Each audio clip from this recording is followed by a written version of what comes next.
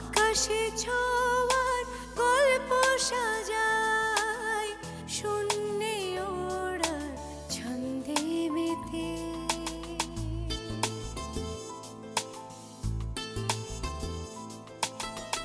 আকাশে যে অসীমের ঠিকানায় সে যেন শুধু দৃশ্য সাজায় যত গল্প ধাঁধায় হাত বাড়ালে বুঝি কেউ নেই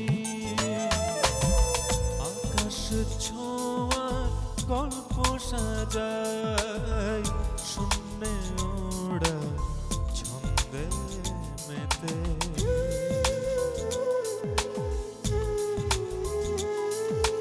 ধাওন্ত তোমার গতি ছুটে চলে অবিচল আমার আঙিনা প্রজাপতি চঞ্চল উড়ে উড়ে যায় কত অলি গলি অবিরত যত কল্প ধাঁধায় মন পড়ালে বুঝি কেউ নেই আকাশে ছোঁয়ার গল্প সাজায় শূন্যে ওড়ার ছন্দে মেতে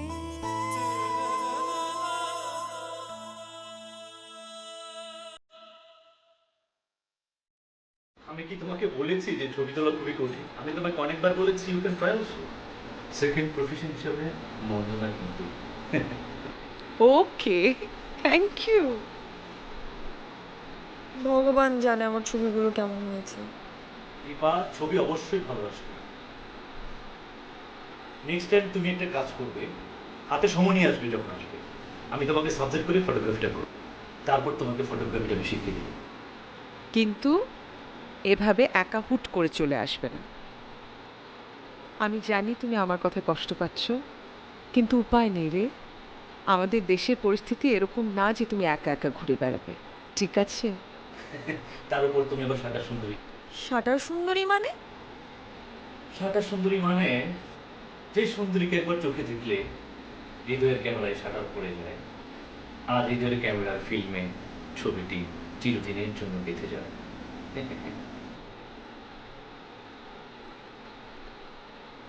হৃদয় তো ছবি গেঁথে রাখা যায়, কিন্তু সময়টাকে তো বেঁধে রাখা যায় না।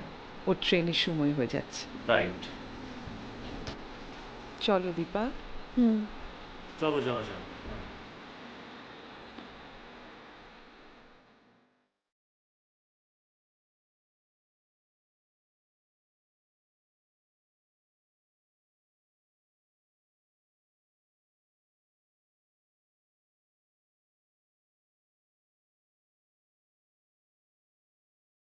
সই করানোর দায়িত্ব আমার আমার ঠিক আছে, আমি গিয়ে দেখি।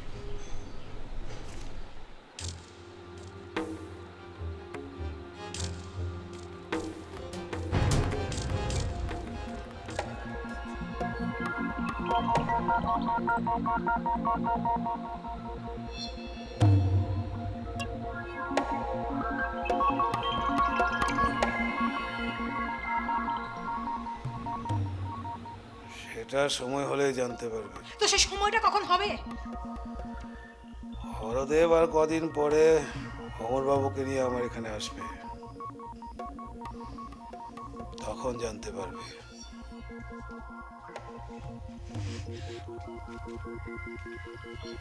আচ্ছা, তুমি সম্পত্তি নিয়ে কিছু করবে না তো? আমার সম্পত্তি নিয়ে আমি যা ইচ্ছে তাই করবো, তাতে তোর কি?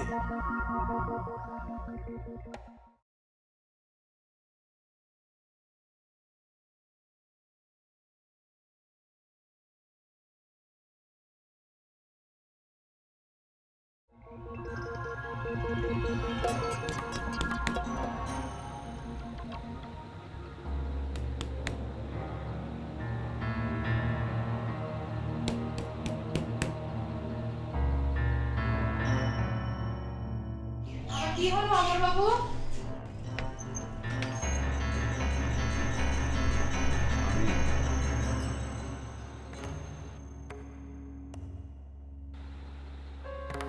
তুমি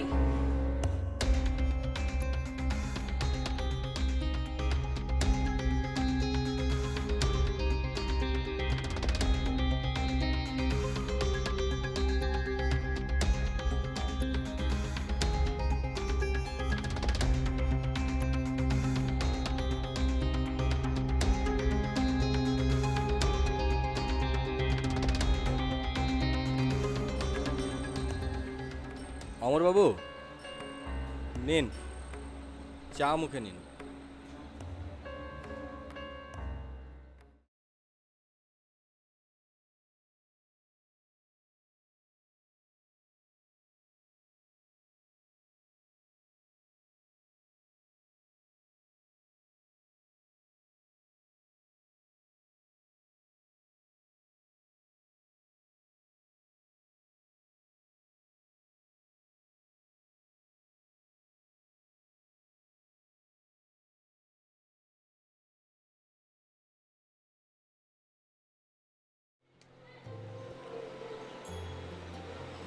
সব কিছু ঠিকঠাক তো উকিলবাবু?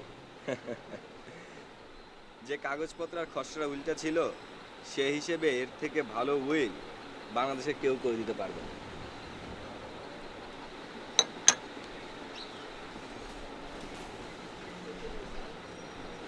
প্রতুলের সাইন কোথায় কোথায় লাগবে? পেন্সিল দিয়ে ছোট ছোট টিক মার্ক দেওয়া আছে, দেখুন তো দেখতে পান কিনা।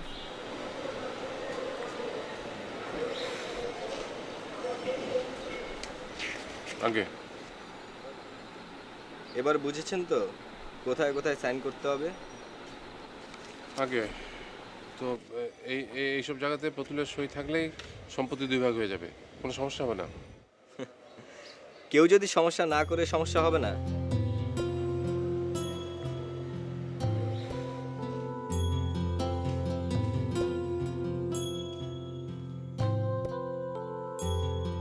কি ব্যাপার, কি চাও তুমি এখানে? না, এক কাপ চা খেতে খেতে কথাটা বললে তুমি ভালো বুঝতে। তোমার সাথে চা খাওয়ার সময় নেই আমার। হ্যাঁ, আচ্ছা ঠিক আছে, তুমি না হয় চা নাই বা খেলে, আমাকে এক কাপ চা খাওয়াও। তোমাকে চা খাওয়ানোর মতো সময় আমার নেই হরদেব। তোমাকে আমি 1000 বার বলেছি যে তুমি এখানে আসবে না। সেই জন্য তো এতকাল আসিনি। আচ্ছা, আমি তোমার কথার অমতে কখনো গিয়েছি না বলো? তাহলে আজকে কেন এসেছো? প্রতুল অসুস্থ, তোমার সাথে দেখা করবে না, যাও তুমি এখান থেকে।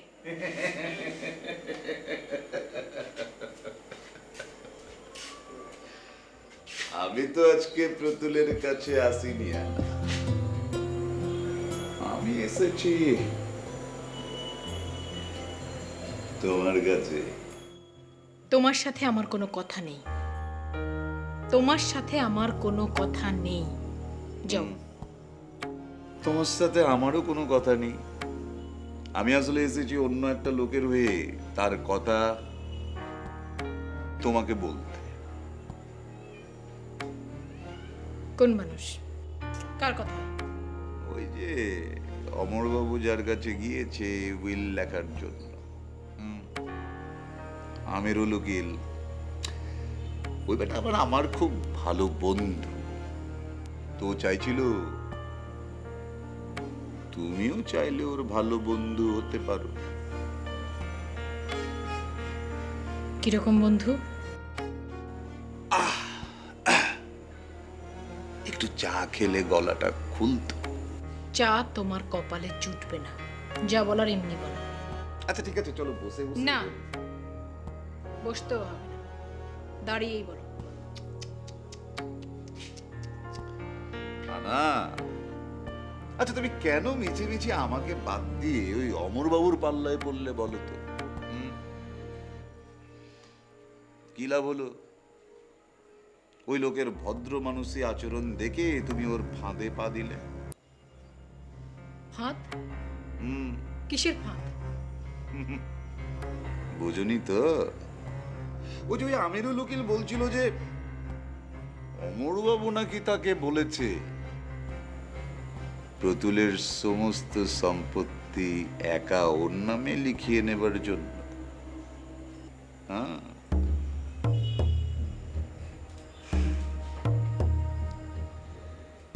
সেটাও আমি ভেবে রেখেছি।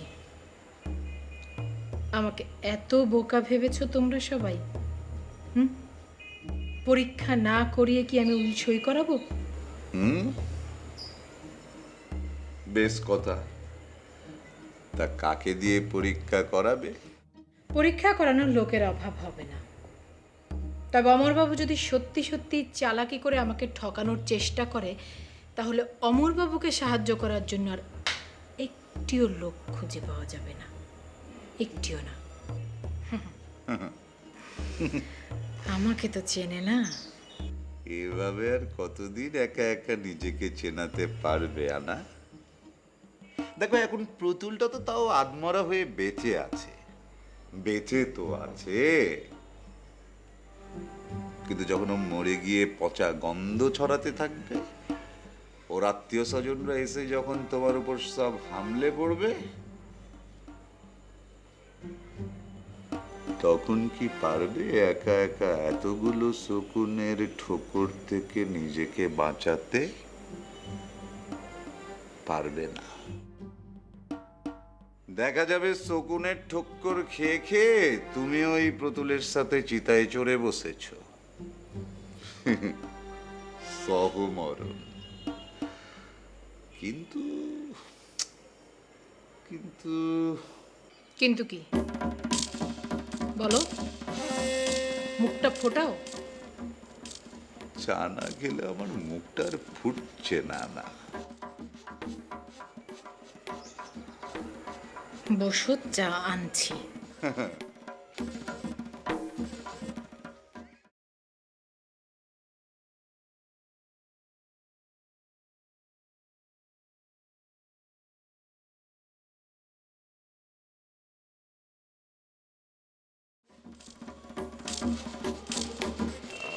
আমি ঠিক বুঝতে পারলাম না।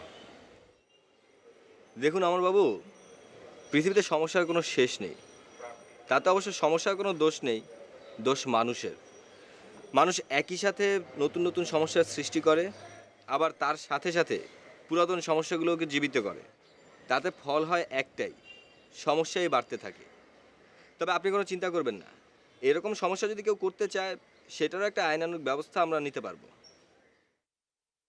প্রতুলের কয়েকজন আত্মীয় স্বজন ছাড়া তো সমস্যা করার মতো আর কাউকে দেখছি না। এবং বন্ধু বান্ধব, যেমন হরদেব। হরদেব?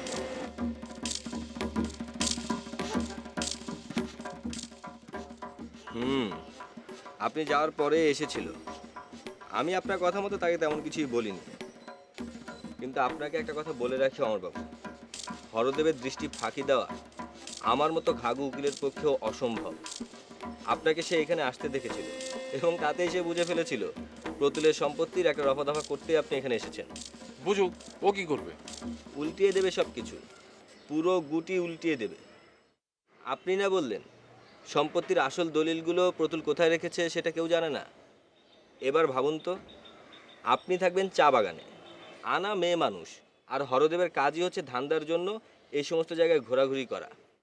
কাজেই হরদেবের পক্ষেই দলিলগুলো হাতে পাওয়ার সম্ভাবনা সবচেয়ে বেশি।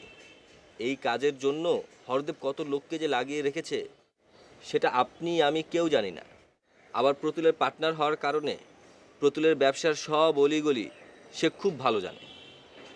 এবার বুঝতে পেরেছেন দলিলগুলো সে যদি হাতে পায় কি হবে? ও আমাকে আর আনাকে বাদ দিয়ে সব সম্পত্তি নিজের নামে করে ফেলবে, এই তো বলতে চাচ্ছেন? করুক, ও যা খুশি করুক। কিছু করতে গেলে তো ওকে আগে দলিলগুলো হাতে পেতে হবে, সেটা আগে পাক, তারপর দেখা যাবে। এই তো আপনি খেপে গেলেন। যে সমস্যার কোনো সমাধান নেই তার কথা চিন্তা করলে আমি খেপে যাই। তাই তো বলছি, সমাধান করে ফেলুন, হরদেবকেও হাত করে ফেলুন। ওকে কিছু পার্সেন্টেজ বা কমিশন দিলে ও আপনাদের হাতে থাকবে। আবার কমিশন? ও আর কত কমিশন খাবে? আগেও খেয়েছে তাহলে? সে কথা শোনেন না। আর শুনতেও হবে না আমাকে।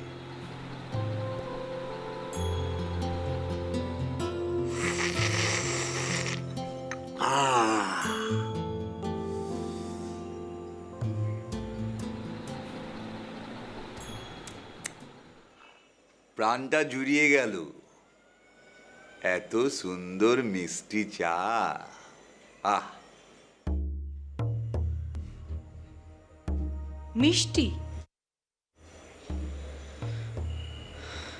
চিনি ছাড়া চা মিষ্টি হলো কি করে?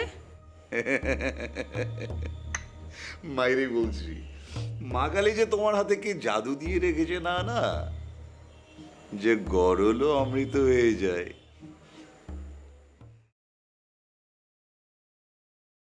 বলো, এবার কি বলবে বলো। আচ্ছা না, প্রতুলের সম্পত্তির আসল দলিলগুলো কোথায় তুমি জানো?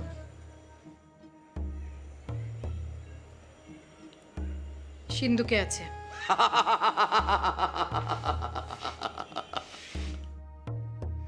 তুমি এটা কি বললে না? ও দলিল ঘরে থাকলে তো তুমি কবে ওকে গলা টিপে মেরে ফেলতে। ফালতু পেঁচাল ছাড়ো হরদেব। আনা, আমি কিন্তু খুব ভালো করেই জানি ওই দলিলগুলো ঘরে নেই। যদি থাকতো তাহলে তুমি না হলেও আমি ঠিকই ওর গলা টিপে দলিলগুলো বাগিয়ে নিয়ে যেত। তাহলে যাও, প্রতুল তো ঘরেই আছে, গলা টিপে ধরে দেখো দলিলগুলো বাগাতে পারো কিনা। তুমি তো খুব ভালো করেই জানো যে সেইটা সম্ভব নয়।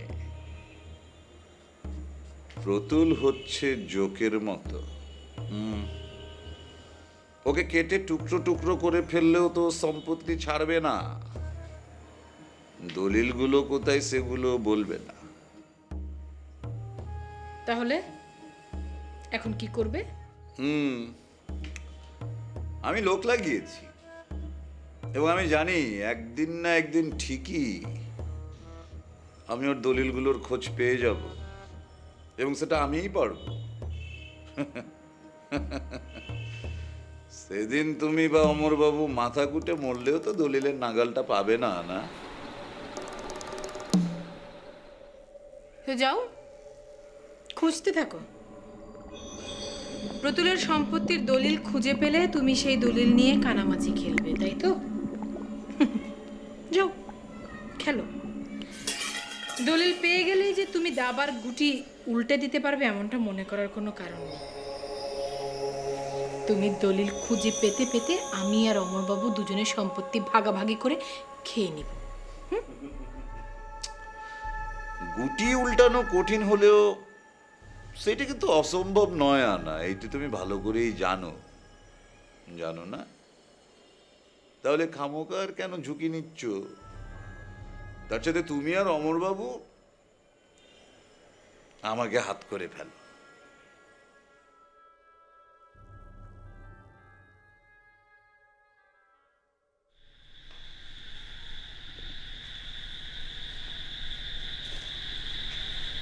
নমস্কার। নমস্কার। মাসিমার বাড়িতে গিয়েছিলে ভালো কথা দীপা, কিন্তু এত দেরি করলে কেন? একটু পরেই তো হোস্টেলে গেটটা বন্ধ হয়ে যেত। না মানে আমার আরেকটু আগে আসারই কথা ছিল, কিন্তু রাস্তায় ট্রেন লেট করলো তো তাই একটু দেরি হয়েছে। কি বললে? ট্রেন? তোমার মাসিমার বাড়ি কোথায় দীপা? হরিরামপুর। এত দূরে তুমি, মানে এত দূরে তুমি গিয়ে এসছো এখন? আগে আমি তো ভেবেছিলাম তোমার মাসিমার বাসা শহরের আশপাশে কোথাও। কোন সাহসে দীপা তুমি এত দূরে গেলে?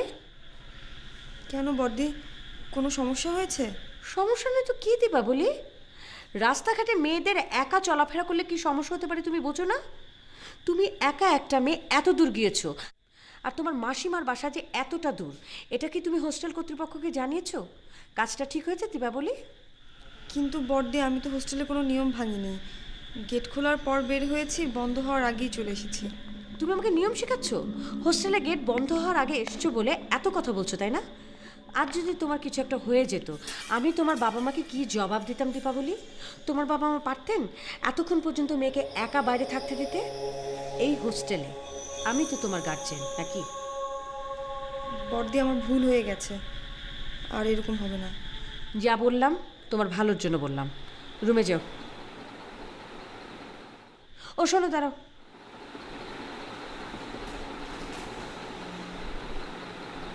কুসুম তোমাকে একটা চিঠি পাঠিয়েছে, ধরো। কুসুম?